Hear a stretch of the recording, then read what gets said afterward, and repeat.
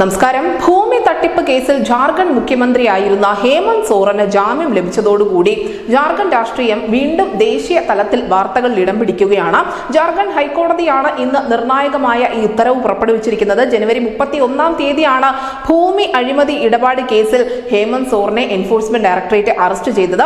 അറസ്റ്റിന് തൊട്ട് മുൻപ് തന്നെ ഹേമന്ത് സോറൻ മുഖ്യമന്ത്രി സ്ഥാനം രാജിവെച്ചിരുന്നു. ജാർഖണ്ഡ് നിയമസഭാ തെരഞ്ഞെടുപ്പിന് മാസങ്ങൾ മാത്രം ശേഷിക്കെ ലഭിച്ച ഈ ജാമ്യം ജാർഖണ്ഡ് രാഷ്ട്രീയത്തെ അടിമുടി മാറ്റാൻ കെൽപ്പുള്ളത് കൂടിയാണ്. നവംബർ 5-ാം തീയതിയാണ് നിലവിലുള്ള ജാർഖണ്ഡ് നിയമസഭയുടെ കാലാവധി അവസാനിക്കാൻ പോകുന്നത്. ഇത്തവണ NDAയും ഇന്ത്യ സഖ്യവും തമ്മിലുള്ള ഒരു നേരിട്ടുള്ള പോരാട്ടം തന്നെയായിരിക്കും ജാർഖണ്ഡിൽ നടക്കാൻ പോകുന്നത് എന്നാണ് വിലയിരുത്തപ്പെടുന്നത്.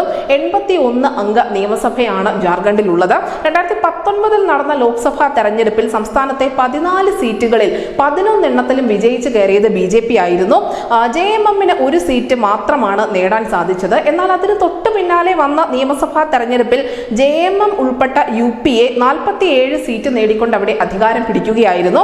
BJPക്ക് 25 സീറ്റുകളാണ് നേടാൻ സാധിച്ചത്. JMM 30 സീറ്റും കോൺഗ്രസ് 16 സീറ്റും RJD ഒരു സീറ്റുമാണ് ഇവിടെ സ്വന്തമാക്കിയത്. നിലവിൽ ഇന്ത്യ സഖ്യത്തിന്റെ ഭാഗമായിട്ടാണ് ജാർഖണ്ഡ് മുക്തി മോർച്ച എന്ന പാർട്ടിയും ഹേമന്ത് സോറനും ഒക്കെ സംസ്ഥാനത്ത് നിലയുറപ്പിച്ചിരിക്കുന്നത് എങ്കിൽ പോലും സോറന്റെ അസാന്നിധ്യത്തിൽ സംസ്ഥാനത്ത് വേരുറപ്പിക്കാനുള്ള ചില നീക്കങ്ങൾ കോൺഗ്രസ് പാർട്ടിയുടെ ഭാഗത്തു നിന്നും വളരെ സജീവമായി നടത്തിയിരുന്നു.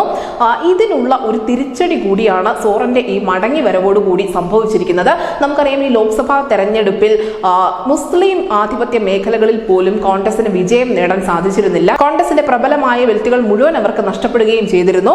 നിയമസഭാ തെരഞ്ഞെടുപ്പ് പ്രചരണത്തിൽ ഉൾപ്പെടെ സോറന് പങ്കെടുക്കാൻ സാധിക്കുമോ, സജീവമാകാൻ സാധിക്കുമോ എന്ന കാര്യത്തിലൊന്നും ഇതുവരെയും വ്യക്തത വന്നിട്ടില്ല. അതേസമയം ജാർഖണ്ഡിന്റെ രാഷ്ട്രീയ ഭൂമികയിൽ നാടകീയ നീക്കങ്ങൾ ഉണ്ടാകുമെന്ന കാര്യത്തിൽ ഒരു തർക്കവുമില്ല.